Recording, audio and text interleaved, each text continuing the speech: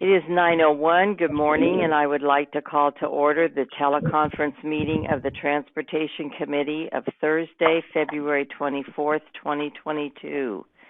Before we begin, please note this meeting is being recorded.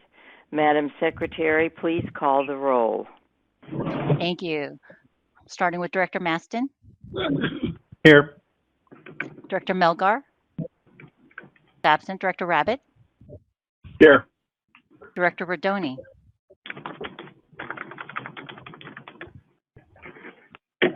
Director Rodoni. He's here. He might have had to slip out for a quick phone call, but he is here. Got it. Okay. I'll keep an eye out for him. Director All right. Snyder. Here. Thank you. Director Thier, Here. Vice Chair Hill, Here. We kept missing the button. no problem. Chair Arnold Here. and President Theriault, are you here? President Theriault is not here. Also on the line, we have Directors Cochran, Roseball, Hernandez, and I believe Director Garbarino is here as well, and Director Parr. Hey. That's me. Good morning, everyone, on my cell. Okay. Thank you. So you have a quorum and you are committee of the whole. I'm going to confirm staff. Dennis, are you here? Yes, I am. Good morning.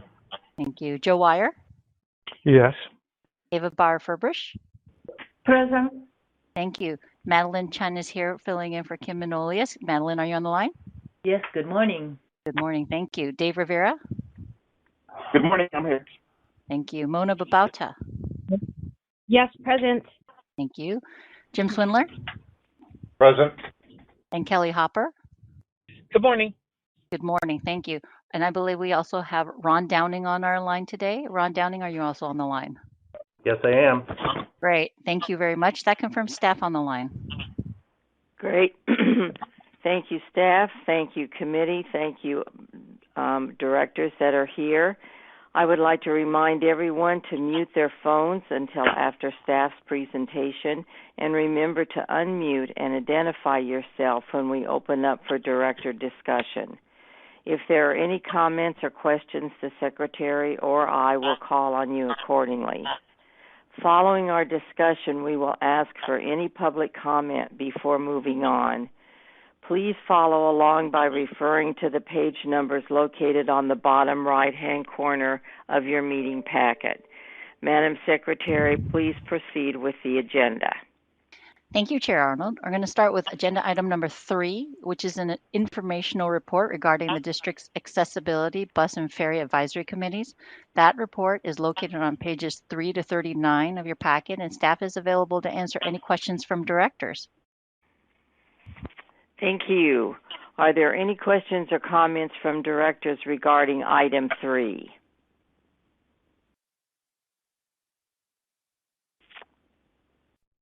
Okay, that concludes discussion on this item. Madam Secretary, is there anyone from the public wishing to speak on item 3? We have no speakers for this item. Okay, thank you. No action is required for item 3. Madam Secretary, please continue to the next item. Thanks again. We will move on to item number 4, which is to adopt the district's 2021 Title VI program. The staff report's on page 41, and Planning Director Ron Downing is here to present the report and also introduce a member of his staff. Ron, go ahead and start your presentation. Thank you, Armoret. Good morning, Chair Arnold and members of the committee. It's Ron Downing, your Director of Planning. I'm going to introduce Barbara Vincent for agenda item number 4. Barbara has been the project manager for the various Title VI analyses on service and fare changes that we've taken to the board over the past 10 years or so, and she's been responsible for putting together and submitting our past 2 Title VI analyses, the Title VI plans, which is the subject of today's item, again for about the past 10 years. So Barbara is a very valued member of my department, and I'm going to turn it over to Barbara to make today's presentation. Thank you, Ron. Welcome, Barbara.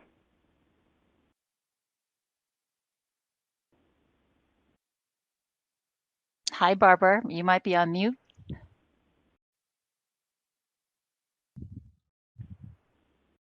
Oh, I see her here. Barbara, are you there?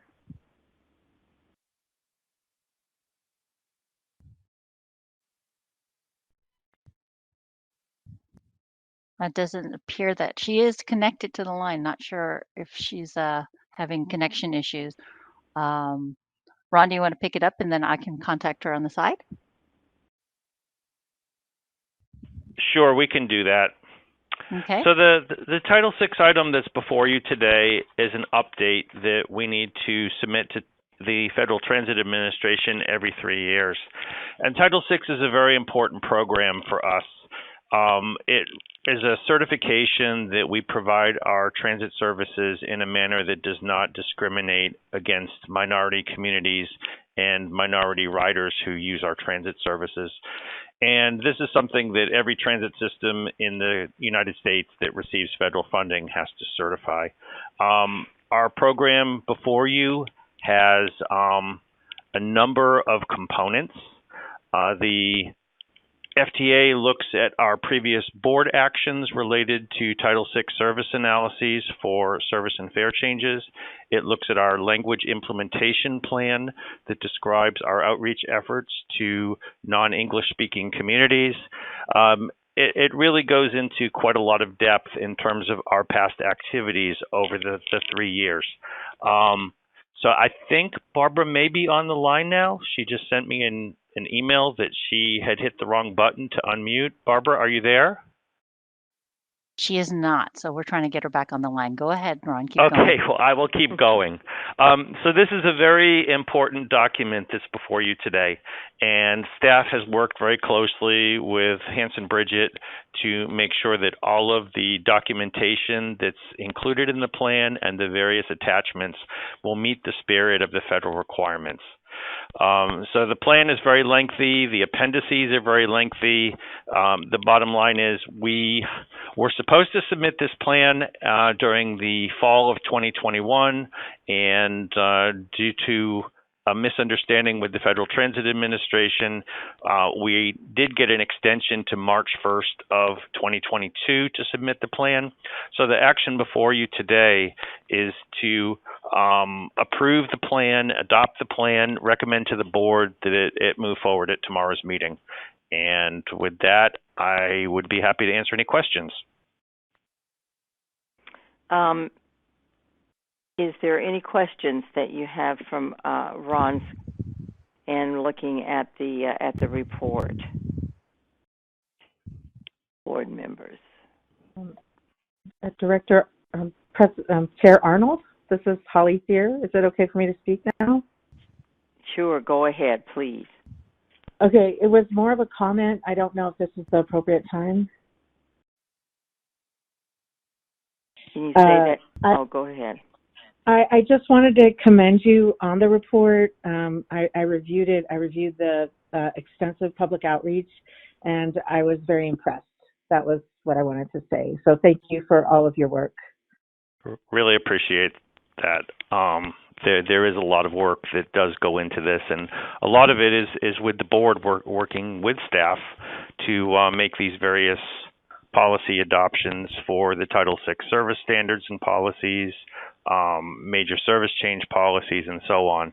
So I really appreciate your comments. This is Dick. I had one question. Yes, go ahead, Dick. I have to acknowledge I've only skimmed the report. Is there any area of potential weakness that you uncovered as far as us not reaching out to any particular minority communities or any particular areas? No, sir. No, sir. A big part of the plan is the language implementation plan, and the predominant non-English speaking population in our service area is Spanish speaking people, and we do an extensive outreach in Spanish with all of our public outreach materials being available either translated in paper or having translation services available at the meeting. And I assume that we've not received any complaints by any particular group or community group related to this. Is that correct? I do not believe we have. Barbara may be on the line if she's able to confirm that. I'm sorry. When I went to make the presentation, I pressed the wrong button on my phone, which shows you how technically aware I am. No, we have not received any complaints about our level of outreach. to different communities within our service area. Okay, thank you. This is Director Parr. Yes. This is Director Parr. Please. Ron or Barbara, thank you. I just have a question. I'm impressed with how comprehensive this is. As I read it as someone that didn't write it, I'm curious how and why changes are considered major if you change more than 10, and not major if you don't change up to 10, or if you change up to 10. And I'm wondering, with the community that we're trying to make sure we don't burden, is that a valid measure? I understand that it's not our measure and that we're doing what they ask, but it seems to me if there are only 10 trips and 4 of those trips are canceled, that if I don't have a car and if I have to get to work as an essential worker, that's a major impact on me. So just comment on that. I know that we're just following directions, but do you have any comments on that one? Certainly, Director Parr. The service suspensions that we have done under the pandemic have been kind of exempted from the Title VI process because it's kind of a moving target right now. We have strived to maintain a core level of service for those essential workers, transit-dependent workers, low-income residents that need to get to and from work. What we actually took to the board earlier this last year was a Title VI analysis for all of the commute service that we had suspended, and that found no negative impact on Title VI communities as a result of having to suspend those trips. So we are very conscious of this. At some point, we would hopefully get back to a new normal, and we would take another look at our system regarding service changes. But we haven't made any major service changes during the pandemic that have gone through the full Title VI process because everything's kind of in limbo. Hopefully that answered your question. Yes, it does. I'm interested, how do you find out whether it's had a disparate impact on Title VI communities? Title VI has a very discrete measurement for that. Barbara can provide a little bit more descriptive on that. Yes. That's okay, just generally. I don't need to get in the weeds. I just am curious. If you're curious to know more, you can look at the specific Title VI equity analysis in the packet. But what we do is we compare the ridership of the affected route or routes with the overall ridership, either on Golden Gate Transit or Golden Gate Ferry, depending upon where the service change was. And as defined by the board, if there's more than a 10% difference in the minority or low income ridership between the affected route and the routes, all routes in general, then we consider that to be either a disproportionate burden or a disparate impact. Those thresholds, the 10% threshold, was proposed by staff and set by the board back in 2013, I believe. This kind of analysis is what is expected by the FTA when we're doing an equity analysis. Right.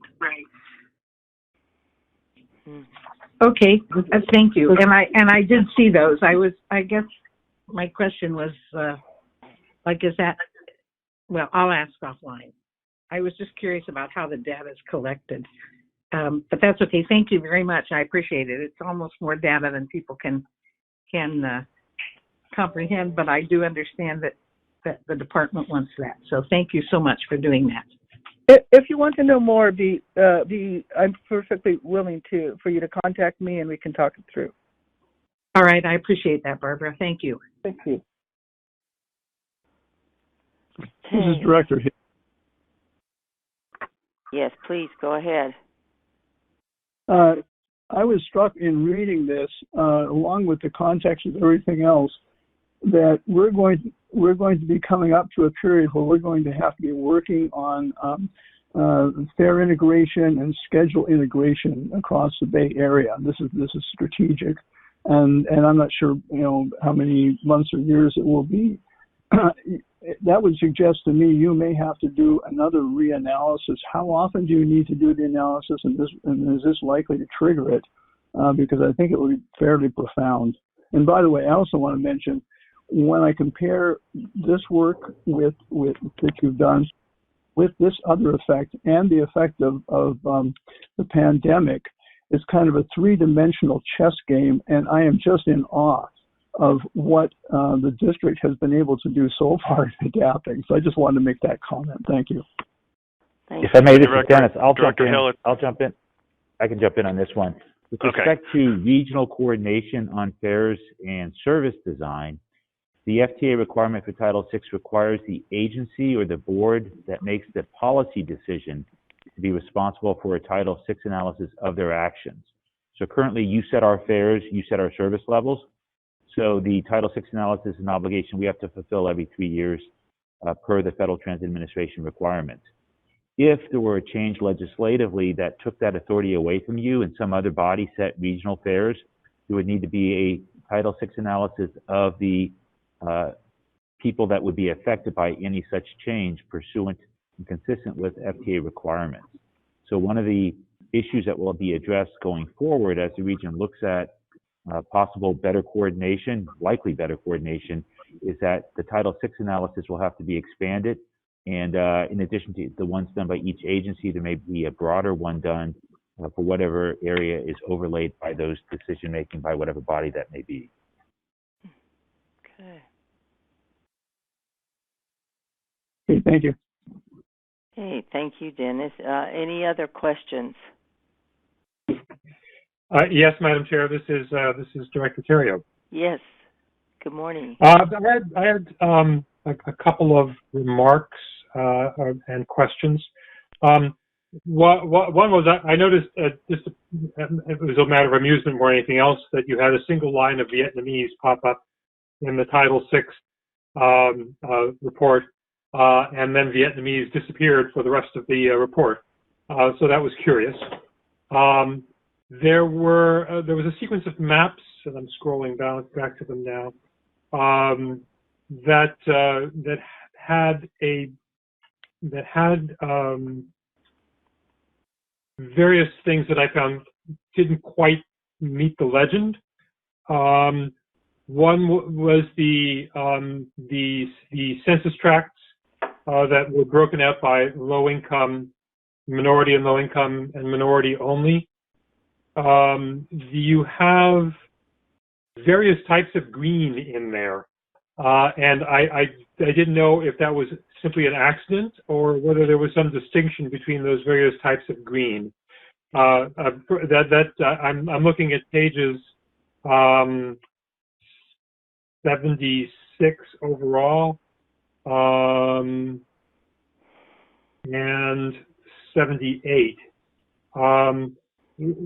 What's the distinction between a finely dotted green and a green with little tufts and a green with thicker tufts?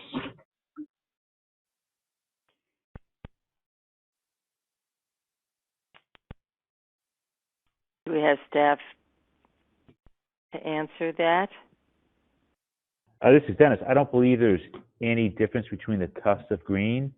The green shows, I believe, the minority-only neighborhoods or communities based on census data provided by others, and that the minority and low income, which is a different or a subset of that, is shown in a yellow. And I believe that the tufts are just how the map was assembled. Okay, it was more of a cut and paste thing, and it came out that way. I mean, on for example, on 76 at the top, yes, there you have 1032 with the large tufts, and then 1022.02 and 1012 finely dotted. Those are all the same, is what you're saying? I believe so. I believe it was a cut and paste, but I'll defer to Barbara to be corrected.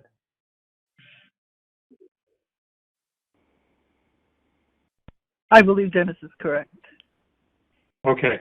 There was another map, and again, oh, here it is. maps on pages 98 and 99 that had nothing, no key to indicate what all the black dots mean. What do the black dots mean?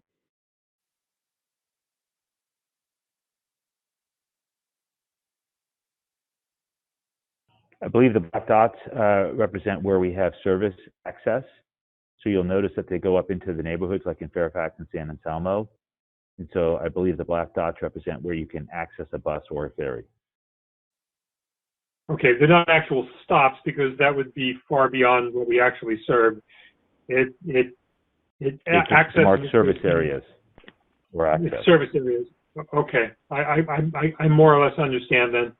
The other thing, the one thing I wanted to remark on was the manner of bringing members onto advisory committees. And this is no reflection whatsoever on the current membership of the advisory committees and their attitudes and actions. But two of the advisory committees are all white. And the way that membership access is structured is, if I'm understanding correctly, that the current members vote by majority vote to admit new members to the committee.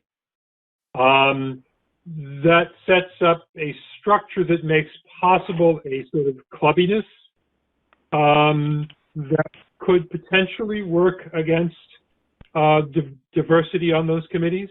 Not that it has or would, given the constitution presently of those committees, but it is, I think, a thing to think about, a method of determining membership, potentially to reconsider in the future. Thank you for the comment, President Theriault. The reality is we struggle to get applicants for the existing committees, so anyone that's willing gets voted on. So while if there were lots of applicants, I suppose it could create a situation with the clubbiness where people chose or voted for people they knew. The challenge we have is getting applicants. And so it's in our work plan for next month in March to do outreach for all of our committees, including the new Bike and Pedestrian Advisory Committee, as well as the existing facilities. The committees, we have several vacancies on the existing committees. And so we'll be reaching out to community-based organizations in March, as well as reaching out to our ridership, the people that use our services, to solicit and recruit new members to the existing committees as well as the new committee that we have.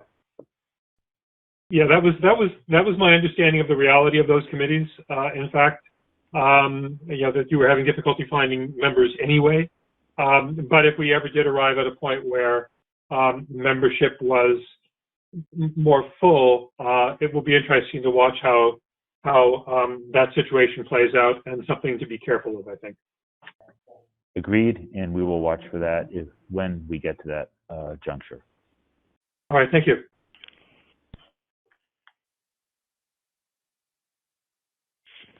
Okay, thank you. Any other questions?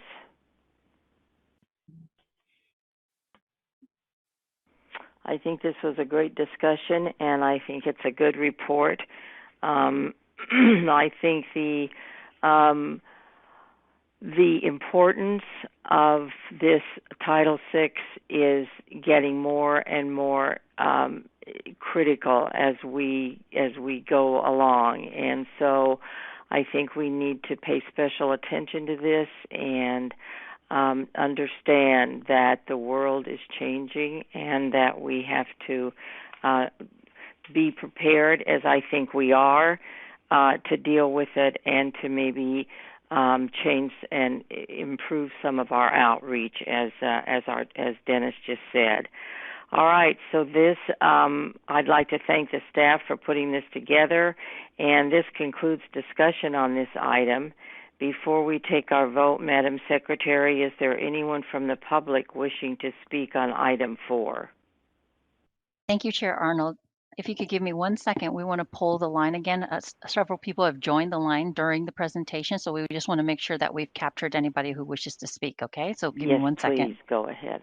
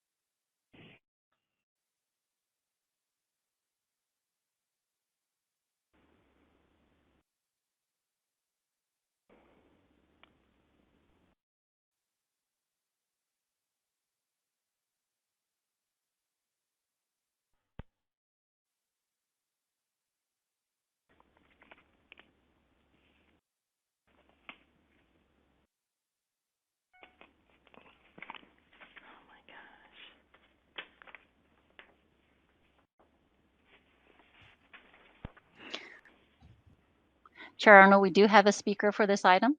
All right. All right, so in a second. Okay.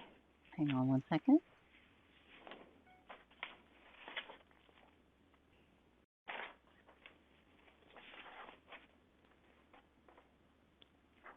Hi there, Adina Levin, are you there on the line?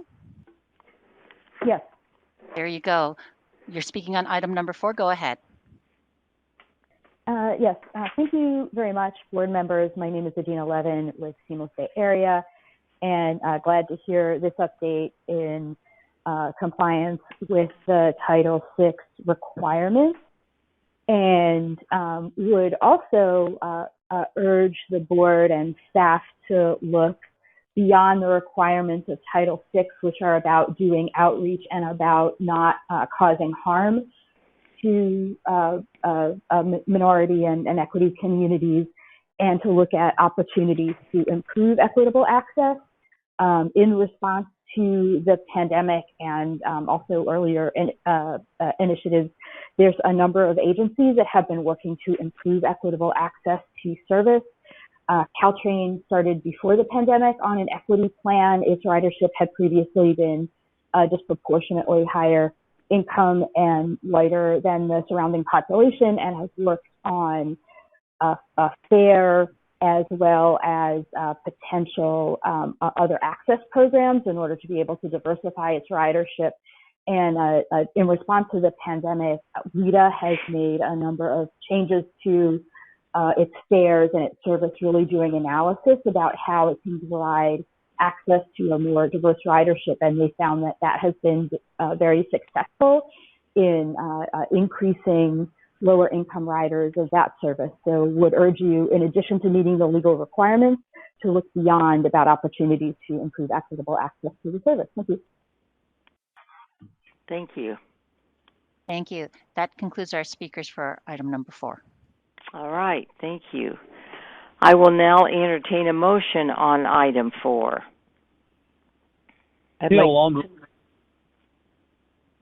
Second. Okay, thank you. Madam Secretary, please do a roll call vote. Thank you. We have a first and a second on item number 4, and I'm going to start with you, Chair Arnold. Aye. Aye. Director Conroy? Absent. Director Garbarino? Aye. Director Giudice? Absent. Director Grossball? Aye. Director Hernandez? Aye. Director Mastin? Aye. Director Melgar? Absent. Director Parr? Aye.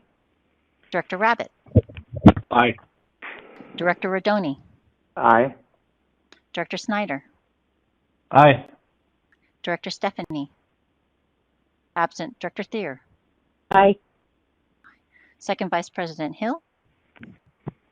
Here. Yes. First Vice President Cochran?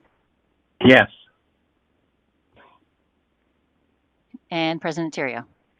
Yes. Thank you. That's 13 ayes. Thank you. Please continue with the agenda. All right, thank you. We're going to move on to item number 5, which is a presentation. It's an informational presentation on regional transit coordination. The PowerPoint slides can be found on page 105 of your packet, and Ron will also be presenting this report. Ron, go ahead and start your presentation. Good morning, Chair Arnold. Thank you, Amaret. The presentation today is to bring you up to speed on a lot that's been going on during the pandemic with the different transit agencies in the Bay Area, including ours. The transit agencies are really doing a lot together, and it's really moving forward for the benefit of those riders who are using the system right now during the pandemic, providing greater dialogue among the transit operators, and really moving things forward to a point where we would be coming out of this pandemic. On page 106, there's a brief overview of what I'm going to describe to you today, certainly starting off with the transit operator coordination efforts during the pandemic, which are geared to improving the customer experience, a bit of discussion about the Blue Ribbon Task Force and its findings and what's coming out of that effort right now, and a transformational action plan that MTC has adopted to start beginning work on greater coordination among the region's transit systems. Prior to the pandemic, on page 107, there was a lot of criticism of the region's transit system. Ridership was declining. MTC convened a study that was done by UCLA in Southern California. It was said that there were too many transit operators and there wasn't enough coordination among the different services. There were questions raised about a varied system of governance among all the transit operators and how funding was allocated through the region. The user experience was claimed to be detrimental because fares were different, information was different at the various stations and transit hubs, and some transit trips, quite frankly, took too long for people to get from point A to point B. There were advocates who suggested that the region needed a better plan for regional integration and looked at possible legislation to provide a 1-cent sales tax to fund transportation improvements to provide a more reliable, faster, and efficient transit network. However, those efforts came to a halt with the emergence of the pandemic because the transit agencies, quite frankly, shifted into survival mode. We didn't know what the future was going to bring. As you can appreciate, every time we thought that the pandemic was going to end, first forecast in June of 2020, then in September of 2020, everything just kept getting pushed further and further out. And everybody really hunkered down, like I said, to be in a survival mode. Page 108 describes the huge amount of coordination that the transit operators undertook during the pandemic. We did this in an unprecedented way to share information on transit operations during the pandemic, talk about mutual challenges, how to position the transit system so that riders and prospective riders, as they were anticipated to start returning, would view their transit service as being safe for them to ride. And we worked together to find solutions during the pandemic to some of those challenges that had identified and new ones that were emerging under the pandemic. We had weekly coordination meetings, many weekly coordination meetings. The transit general managers met every week. The small transit operators met every week.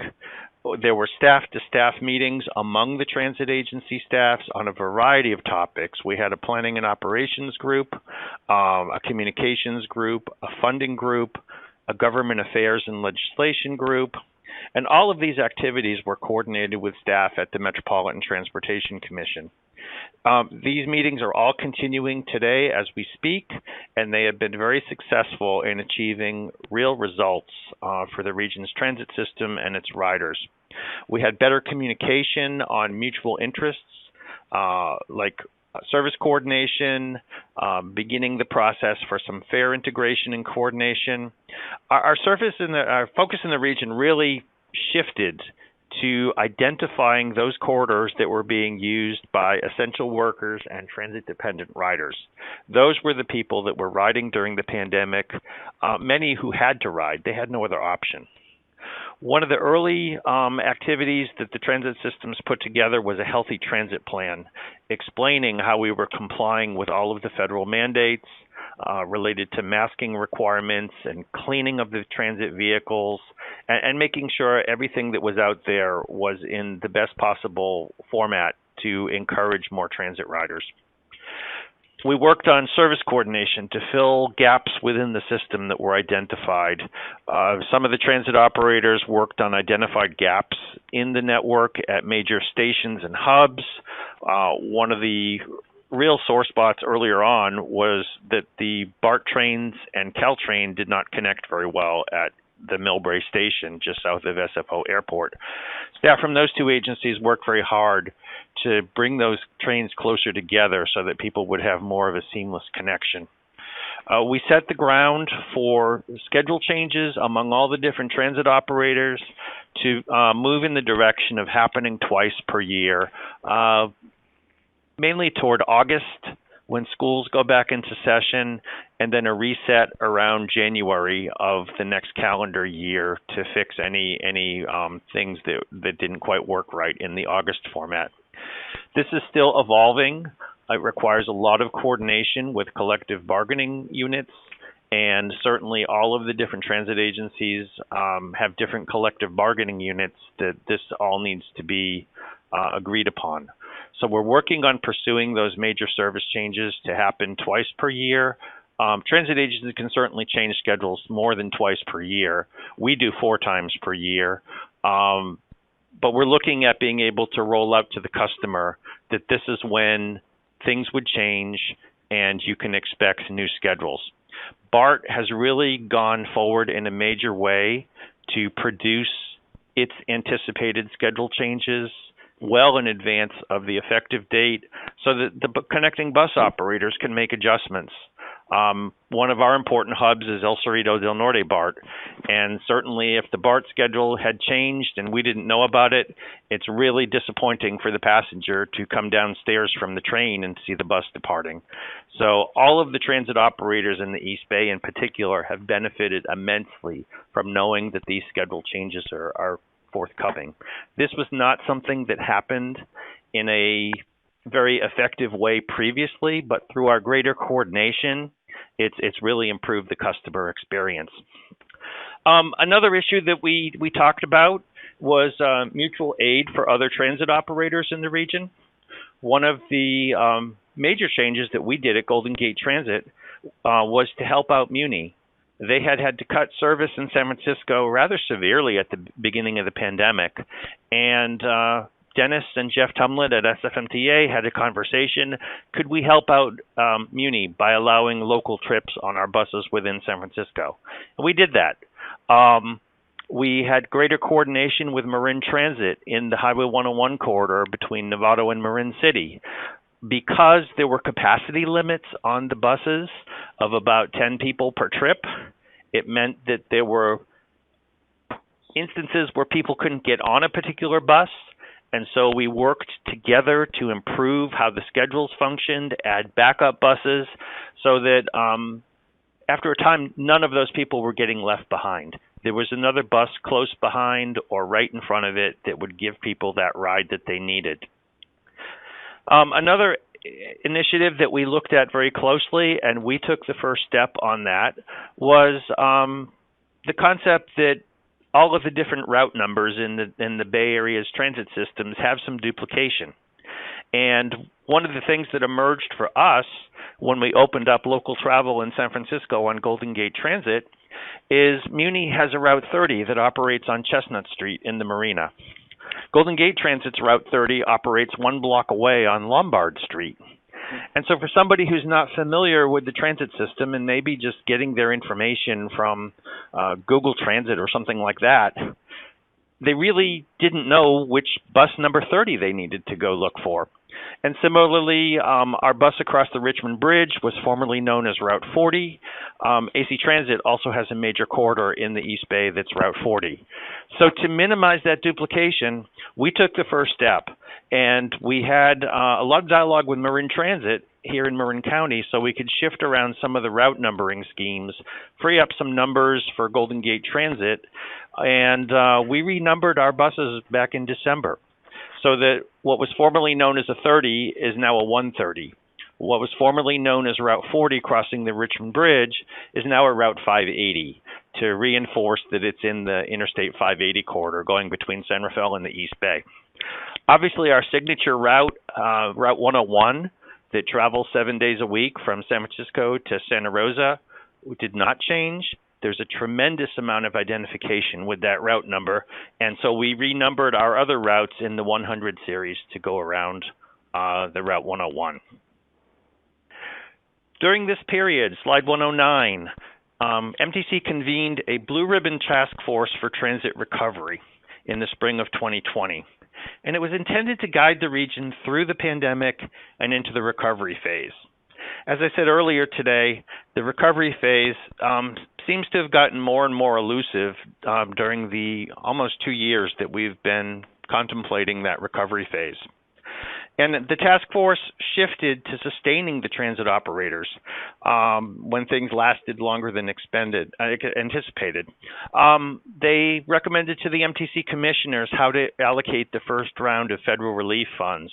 And those federal relief funds have been very, very important to all the transit operators in terms of our survival through this pandemic. In addition, the Blue Ribbon Task Force developed an action plan to identify a number of high-level actions that would be funded to improve the transit riders' experience. That became the MTC Transformational Action Plan, which is shown on slide 110. And there were 27 actions that were identified in that plan to improve the customer experience related to fares and payment, related to customer information and wayfinding, the overall functioning of the transit network, certainly accessibility for persons with disability, and quite frankly, most importantly of all, how to pay for the whole set of actions. Well, 27 actions is a lot to bite off. And in the end, there were 3 emphasis areas that were identified for early implementation. And those are fare coordination and integration. There's been a lot of work going on in that area. Mapping and wayfinding, so that people who are new to the system or coming off of one mode at a major hub or station know how to find their connecting bus.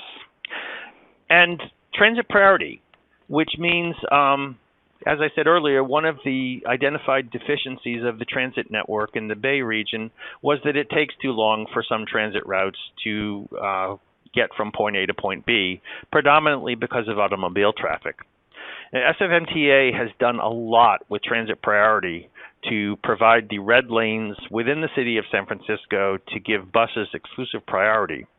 We are about to benefit from a number of those improvements, including the Van Ness Bus Rapid Transit Corridor, which it feeds into transit priority on Mission Street. So we're going to get a real big benefit from that. And as well, there's going to be transit priority lanes on Lombard Street. So these are important initiatives that are going to improve the speed of our transit vehicles on city streets. And there's a whole host of other corridors in the Bay region that have been identified to provide similar improvements for other agencies. Slide 111 shows more detail on the Transformation Action Plan, how it's going to roll out. I've kind of given you the high-level overview of it. One of the upcoming things on the fare integration and coordination study is going to be a regional pilot to have an employer and institutional-based pass that can be used on any transit system.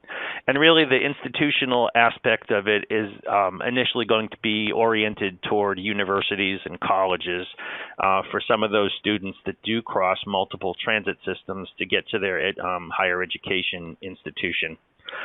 As I said, the other actions on here I've given you some detail on.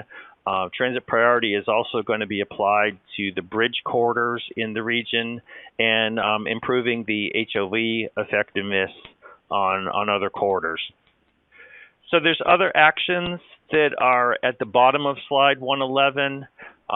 These are regional initiatives, so some of them don't necessarily apply to Golden Gate Transit Bus, Golden Gate Ferry. There's real interest in rail partnership and governance assessments. Obviously, equity principles are very important moving this whole network forward. One of the other higher level initiatives I'll go into in a couple more slides is how the network is managed.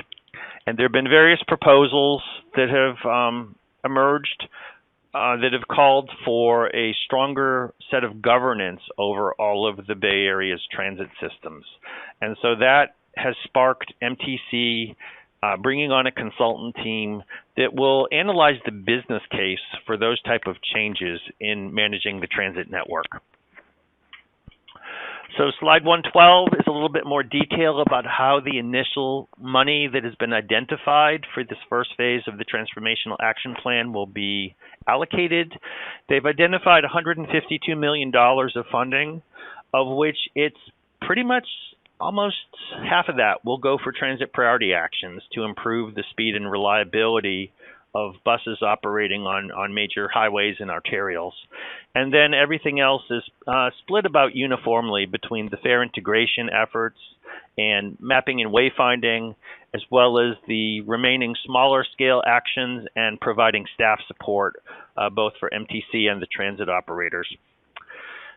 MTC is planning on funding this through some funding that's already been allocated to the region and swapping some funds around. Some of the American Rescue Plan funds will be used for this by exchanging from other discretionary sources such as OBAG and other state programs. So it's really exciting that there's actually money behind making some of these things reality.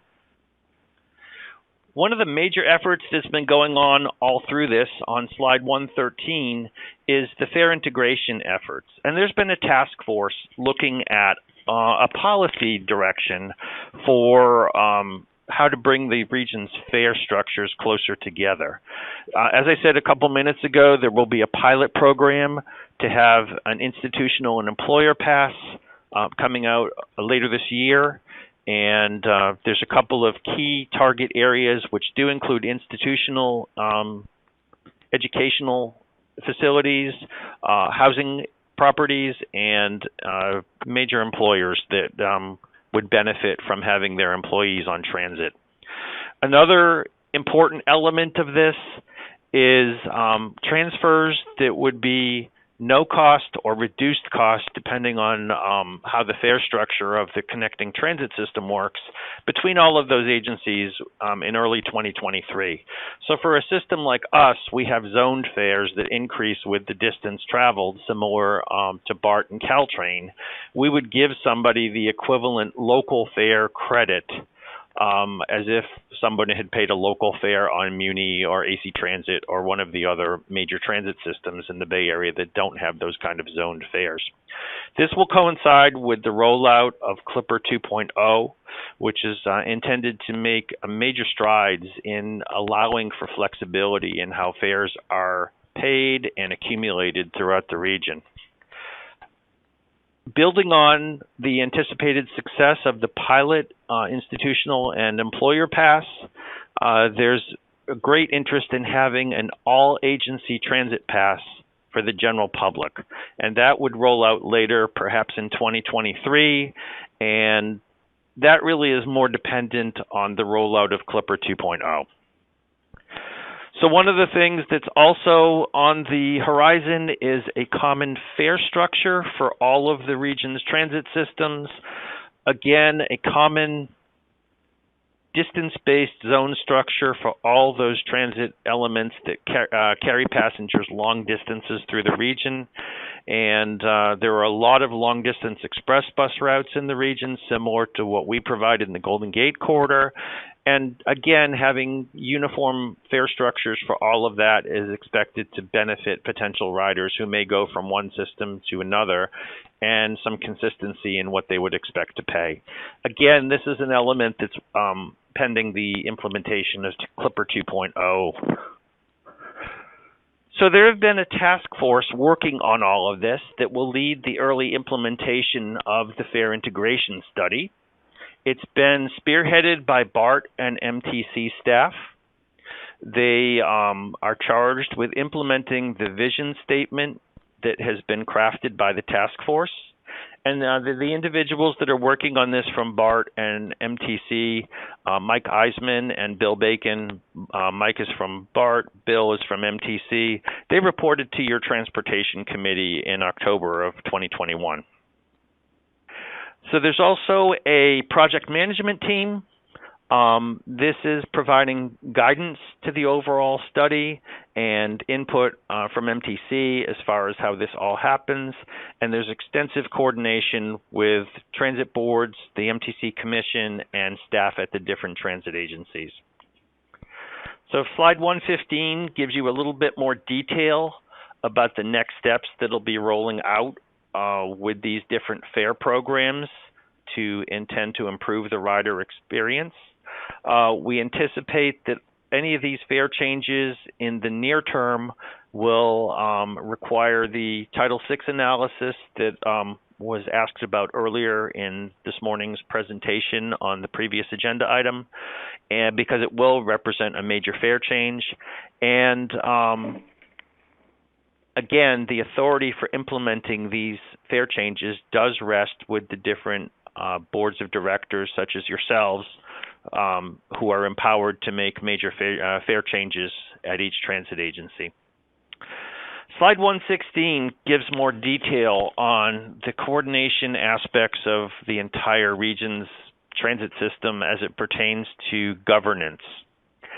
And the network management business case analysis that I spoke about a couple minutes ago is being guided by an advisory group. It's 14 members, which include 7 transit general managers, including Dennis, the MTC executive director, Therese McMillan, and 6 stakeholders that are intended to fully round out the perspective of looking at this from a technical and governance perspective. Suzanne Smith from Sonoma County Transportation Authority in Santa Rosa represents the community transportation agencies that were formerly called the CMAs. So this is just beginning. It's intended to evaluate the consultant analysis, look at the costs and benefits and the potential risks of changing the way the region's transit system is governed and functioned. So there will be a number of alternatives that are going to be looked at. There were several that were identified as part of the Blue Ribbon Task Force in the summer of 2021, and that is the starting point for the analysis. Those may be refined or added to, or there could be variations of the 3 major themes that are under consideration. And so there are a couple of different dimensions to this analysis. And one of the determining things are we talking about managing the network or the management of the network? And so the level of authority that conveys with that, whether it's an authority that is over all of the transit agencies, that would be on slide 116, the box on the right that has the number 2 above it, which means creating a new agency that would oversee the governance and operation of all of the transit systems in the Bay region. To the right of that, the box that has the number 3 on it would give MTC increased authority over how the network functions. And then, again, those are 2 alternatives that are based on creating a network manager.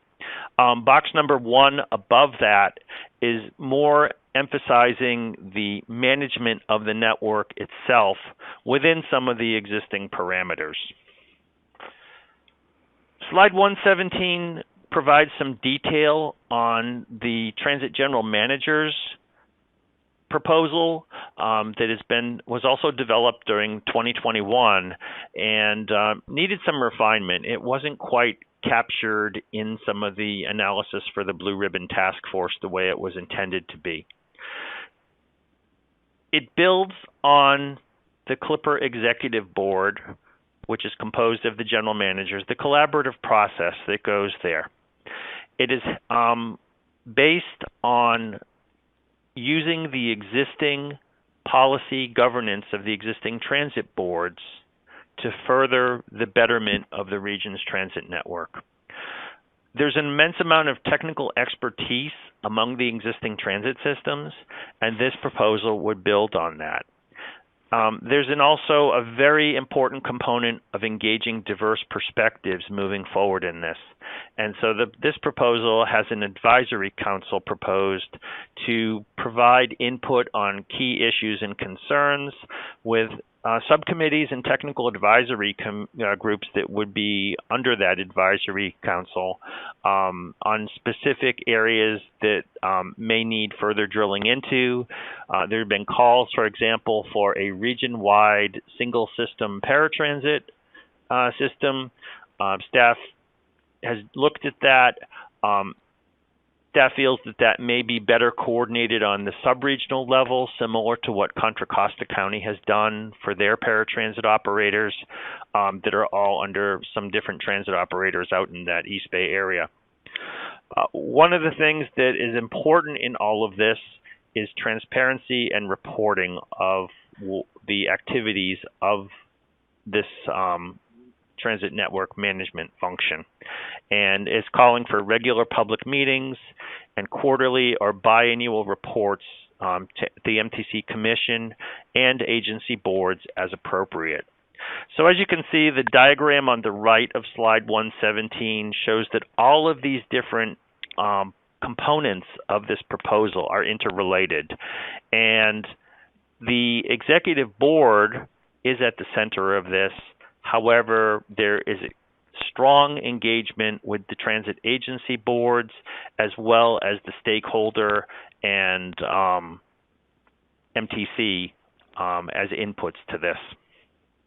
So again, this is just one component of the network management evaluation that will be undertaken by MTC's consultant. Another effort that's moving forward is a refinement of Resolution 3866, which called for greater coordination among the transit operators in the Bay Area. It was last updated in 2015. Transit agencies have to comply to the coordination activities of Resolution 3866 as a condition for getting transit funding from MTC. There's consideration given to strengthening Resolution 3866 this summer to strengthen MTC's commitments to improving the regional transit network and clarify their authority to advance the action plan that I described earlier. And in particular, those emphasis areas in fare integration, mapping and wayfinding, and schedule coordination. Schedule coordination is not something that's been on the radar for the 3866 requirement so far, but there's an interest in advancing that. And as I said earlier, the transit operators are really working hard to improve that schedule coordination moving forward. And there's some other topics that may be included under this. Again, the transit hub optimization is how the different transit hubs and transit centers where there's modal integration, how they function, how people get from one mode to another and find their connecting vehicle. Slide 119 is just the overall timeline for the Transformation Action Plan starting last month and continuing through the rest of 2022. You can see at the top are the priority actions that staff is already beginning work on with regard to transit priority on the different bridge corridors and major arterials. Regional mapping and wayfinding improvements are moving forward as well. And as I described in the earlier slides, the fare integration institutional pass pilot program is also moving forward. In parallel with all of that, the network management business case, they're beginning to assess the existing conditions right now, and that's expected to result in a recommendation to the MTC Commission by September as far as what the preferred structure for a network manager or network management would be within the Bay region. 3866 is also on the timeline to have some amendment to that available later this spring. And then the last component is regional rail partnership and governance, which really doesn't affect our agency. We're trying to bring all of this information forward to the different transit boards. A number of the boards have already had slides from this slide deck presented during the past couple weeks, and there's a couple others that will follow today's presentation in the next few weeks. But just to wrap things up, slide 120 is the transit operators have coordinated and really rolled up their sleeves to improve the customer experience during this pandemic in an unprecedented way. And it's led to the MTC developing the Transformational Action Plan to provide some real benefits to riders. Obviously, this is not going to all happen quickly for all 27 action items that are in the plan. But again, common look and feel for what the mapping and signage and wayfinding is at the different stations and hubs will really go a long way to improve how people navigate the transit system. The transit speed and reliability improvements will go a long way to improving the perception of transit, particularly for those corridors where buses are really in traffic. SFMTA has had great experience on its major corridors, including Geary Boulevard, by providing those red lanes. And certainly we look forward to taking advantage of those facilities on either end of the new Van Ness Bus Rapid Transit. And most recently, a new bill was introduced in the state Senate known as SB 917, and that is kind of moving some things forward at this point, maybe a little bit quicker than the process that I've outlined. It really is oriented toward some sort of authority for regional transit fare setting. So it's out there. It's still being evolved. The transit operators will be consulted as to how to revise the draft language to make it more realistic as far as how any kind of regional fare structure might move forward. So like I said at the beginning of my presentation, there's been a lot going on. The transit operators, the general managers and their staffs working with MTC have been really busy, rolled up our sleeves, and we're making a lot of improvements to improve the experience for our riders.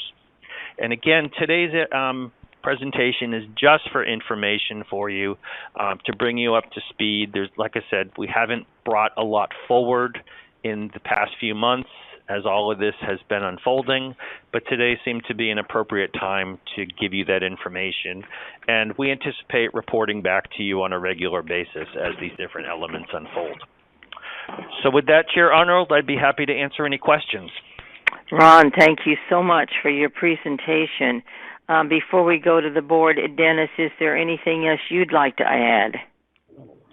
Yeah, just that, I think the collaboration has been ongoing forever, but the pandemic really emphasized it.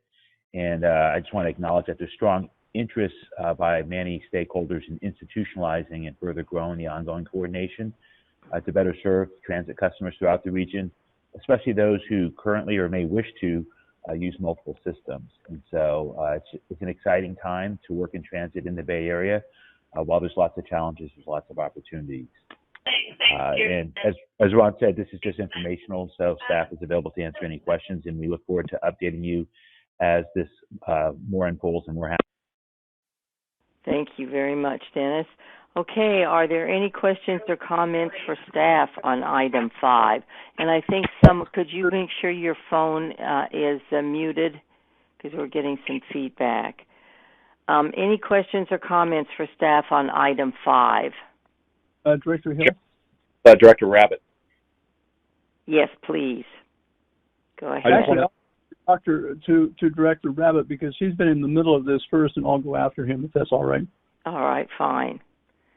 That's all right. Thank you, Director Hill. I just wanted to say thank you to Dennis for participating so well within the whole ongoing discussions, and he's absolutely right. We have, 27 transit agencies throughout the entire Bay Area. Obviously, during the pandemic, we've distributed through MTC $3.9 billion in total to actually 24 of those 27. I'm not quite sure who the 3 are, but in order to keep them going, including obviously the Bridge District as well. Mm-hmm. There has been a discussion ongoing, probably for years really, about some consolidation of some agencies. We're working on that here in Sonoma County with the 3 that we have. It's easy to take the first steps. It's harder to get to the final steps of actually forming that one entity.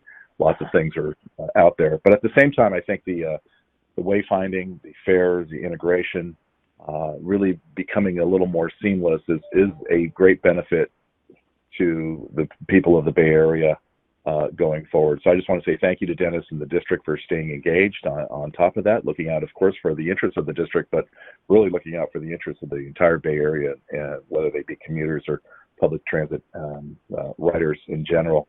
And one thing I do want to say that there's within the staff report, which is entirely accurate, there was a swapping of dollars.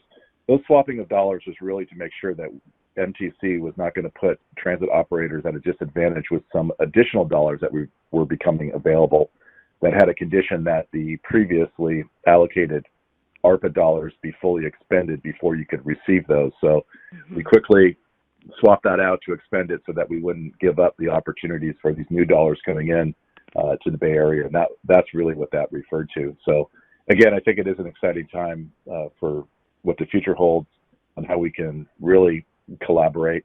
Technology is there for us to really take advantage of. And for, as my daughter just took Golden Gate Transit up this way to go to a dental appointment just yesterday, she started on SFMTA. She got on the district, and there are many people that are traveling in that fashion. That's a good thing, and we need to make sure that we're doing all we can to make that as easy as possible. So again, thank you for the opportunity.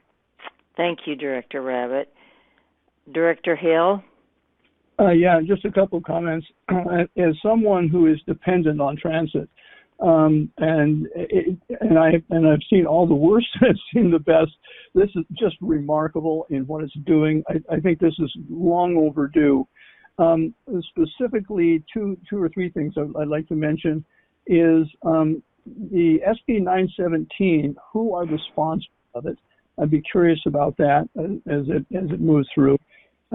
Secondly, I would ask that, as Dennis knows, I've been talking since I became a director on the possibilities of a line of a transit system that goes down Highway 1, doesn't go through San Francisco, downtown San Francisco, and connects at something like Millbrae.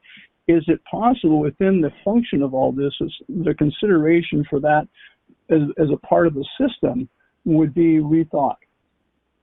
Okay, so that's two questions. Yes, all right. I'll jump in. Okay. Senate Bill 917 is authored by Senator Becker. He's from the San Mateo coastal area and has many co-sponsors in the legislature. With respect to agencies that are co-sponsoring it, there's three of them. There's Seamless Bay Area, Transform, and the Bay Area Council. And Spur is supportive, but they're not a co-sponsor. So it has lots of co-sponsors in the legislature. And what Senate Bill 917 does is it takes regional fare setting authority away from transit agencies. It was added to MTC, and via a mechanism where they would recommend fares, and if transit agencies did not adopt those fares, MTC would withhold the state transit operating assistance that comes.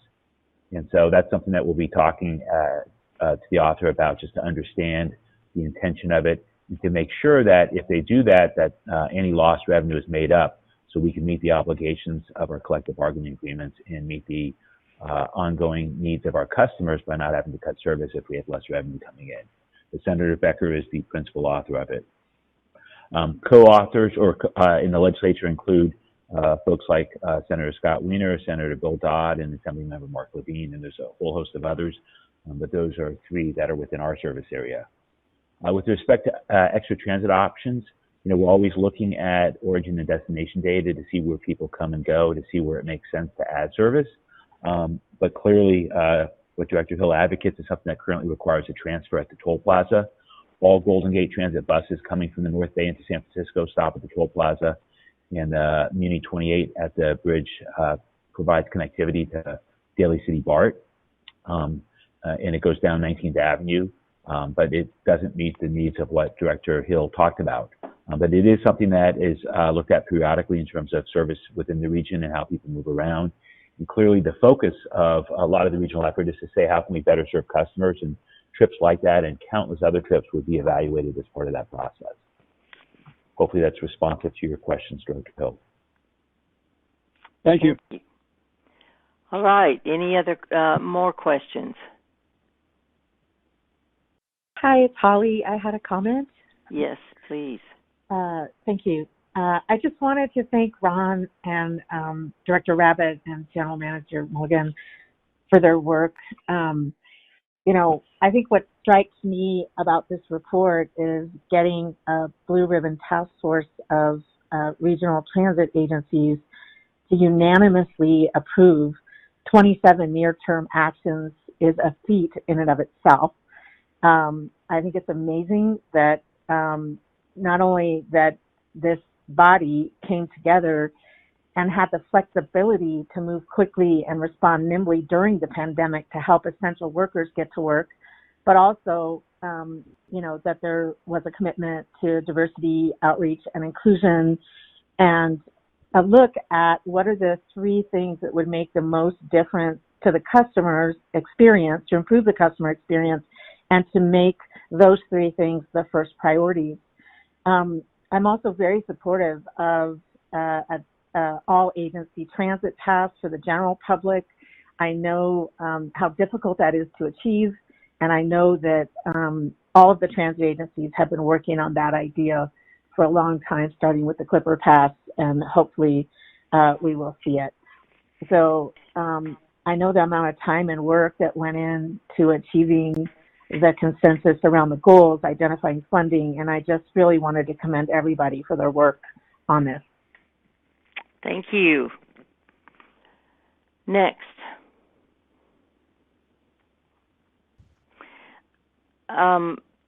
I had a question. I'm not sure if it's Ron or Dennis, but I believe you mentioned that MTC has a vision statement for this new plan. Is that correct?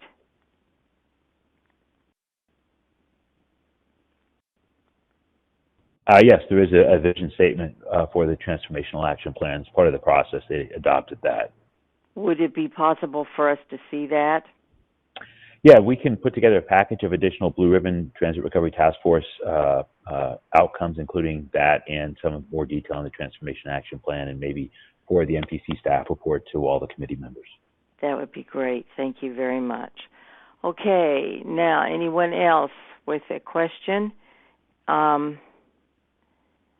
If not, thank you for this. This was a lengthy and totally needed report. So thank you, and we look forward to following this. It's so unique, and sometimes there are good things that happen when bad things happen, like COVID. Madam Secretary, is there anyone from the public that is wishing to speak on item 5? We do have 2 speakers for this item. So in a second, I'm going to merge the call again, and then I'm going to have Justine also at the same time see if anybody else has joined the call after these 2 speakers speak. So give me a second. Okay, thank you. Sure. Justine, are you there? I am, thank you. Good morning. Our first speaker is Sprague Turplin. Sprague, go ahead, please. Can you hear me? Yes, we can. Hi, yes, it's Sprague, but no matter, it's a tough name. Yeah, I do want to just voice my appreciation for this, that all that's been done so far in the presentation, as said in this presentation, to help advance seamless transit in the Bay Area, with Golden Gate Transit doing its parts. So I share the enthusiasm expressed by some of the directors. So thank you very much for that, and I hope that this process moves forward. As a long-time Golden Gate Transit rider, also Marin Transit, Muni, and so forth rider, I'm thrilled to see this happening. It's long overdue. I know Seattle, other regional areas around the world have done this, and it's really can do a lot for environmental reasons, but also, of course, for rider convenience, to reduce congestion and so forth. Along those lines, I do want to ask that in regards to the network management business case analysis, that all options from that study are considered fairly, and also that that you support, please, options which are more convenient for riders to make our voices heard and to help enable more nimble improvements for transit coordination. With 27 different transit agencies in the Bay Area, advocates are in a tough position, quite frankly, to advocate for these improvements. So please, I encourage and applaud all efforts to make things more seamless for advocates, quite frankly, but more importantly, for transit riders and the many objectives and gains that come from increased ridership. So please seize the moment to advance and innovate and ideally grow public transit ridership in the area. Thank you very much. Thank you. Our next speaker is Adina Levin. Adina, go ahead. Hello, can you hear me, board members? Yes, we can. All right, fantastic. Adina Levin, and in addition to Seamless Bay Area, I serve on MTC's Policy Advisory Council, and in that role, I have been chairing the advisory body to the FAIR study and also serve on the Network Management Business Case Study Advisory Group. And wanted to really express a lot of appreciation for the tremendous amount of collaboration that has happened with the transit agencies so far. The examples of the coordinating of the times of schedule changes and the changing the bus line numbers to be less confusing are just two examples of the benefits for riders that are moving forward, and that was exciting to hear about, and I was glad to hear the support from the board members about the forward progress. Wanted to support what the previous speaker was saying with regard to the study of the network management business case.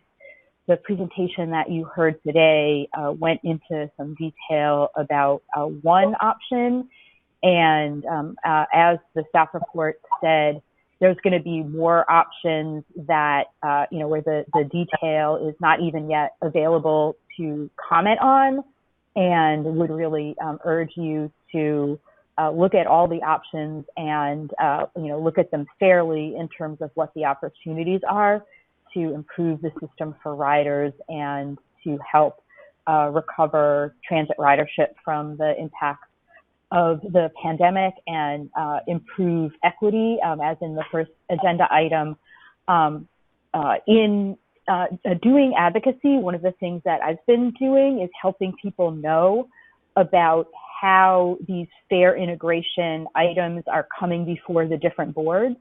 And people who use multiple transit agencies have to, know which boards to go to and comment at SFMTA and Golden Gate and Marin Transit. And it is grueling and confusing, and I think keeps transit agencies from really hearing good feedback from riders.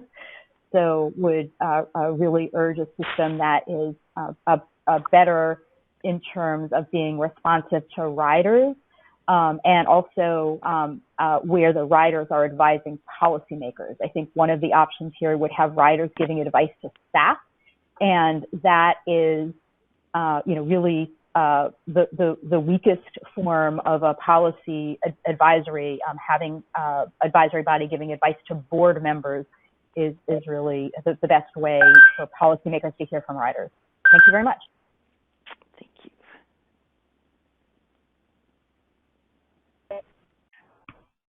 I'm going to take a moment and just poll the room quickly, if you don't mind. Are there any other speakers with us this morning? Please use ** to unmute yourself and give me your name. Wendy Callan. Thank you, Wendy. Is there anyone else that's joined us that would like to speak this morning? Please use ** to unmute yourself. Okay, I'm not hearing anyone else. Thank you, Wendy. Our next speaker is Wendy Callan. Yes, thank you. This is Wendy Callens. In my day job, I'm the program coordinator for the Marin Safe Routes to Schools program. I'm also the president of Sustainable Marin. I serve on the Citizens Advisory Council for MTC, and I'm the vice chair of the Fare Integration Policy Advisory Council. I'm gratified some of the things I've been hearing today from the board. Generally speaking, I do support the network management business case. But I want to echo what Adina Levin just said. There are many options that are being presented, and I caution against setting up a board where it is just business as usual without the voice of people who use public transit. As somebody who uses transit and also promotes transit, I can tell you that what we have now and what we had before COVID does not work, that it's very difficult, very confusing, and very time-consuming to use transit in the Bay Area right now. And we really need to have the voice of transit riders to understand what it is that people need in order to ride public transit and make it something that is competitive. I understand the need for fiscal responsibility, but I think too many transit boards are penny wise and pound foolish. They focus on the money issue instead of improving the conditions for their customers. So I think the service for customers needs to come first, and the money will follow. So I urge you to follow the letter that was provided by Seamless Bay Area and spur and advocate for the slight changes that have been done to the case management study. Thank you.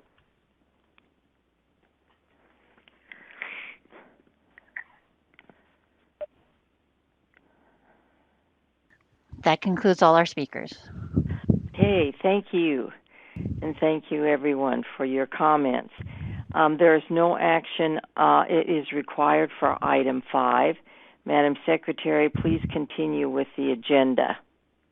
Thank you. We're going to continue on to agenda item number 6. It's a monthly report on bridge traffic, transit ridership trends, and transit service performance. Staff report begins on page 121. Dennis is here to present that report. Dennis, go ahead. Thanks. The written report is before you.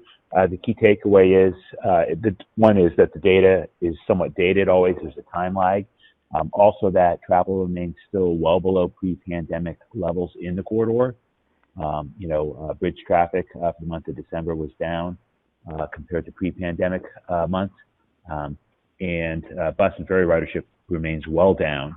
That having been said, the service we have out there is slowly growing, and we're excited to see that. The important thing to know, though, is what the numbers mask is that during the commute period, Monday through Friday, 5 a.m. to 9 a.m., there has not been a return of traffic. Bridge traffic during that time period, which is not reflected in the report because it gets into the granular detail, is still down 40%. So people are not commuting from the North Bay into San Francisco during the normal hours. While bridge traffic is down 40%, bus and ferry ridership is down significantly more during those time periods. And so we look forward to Omicron being behind us. We look forward to the grand reopening of San Francisco, and we look forward to people adjusting to the new normal as we enter the endemic phase of COVID.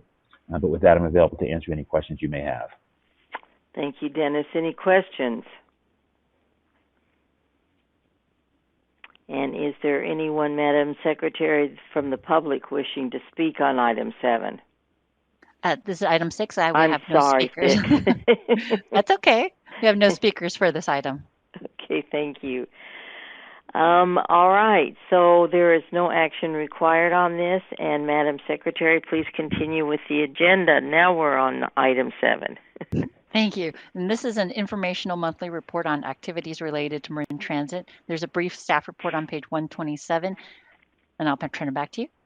Dennis, do you have anything to report related to item 7?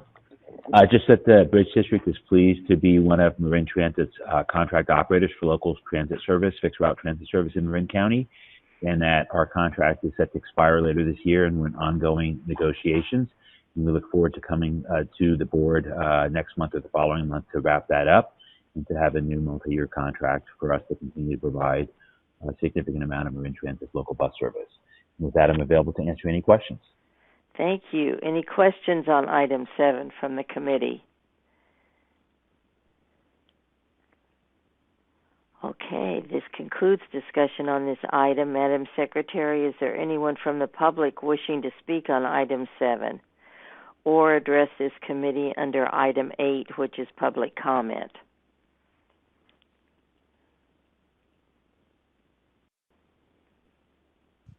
Sorry about that. I forgot to unmute. We have no further speakers for item 7 or 8 under public comment. Okay, thank you. We've reached the end of the agenda. I want to thank everyone for their comments and for all the work that you do preparing for this. May I have a motion to adjourn this meeting? This is Parr, also move. All right, may I have a second? Second. Okay, hearing no objections, this concludes the meeting of the Transportation Committee. Thank you, colleagues, and the time is 10:26.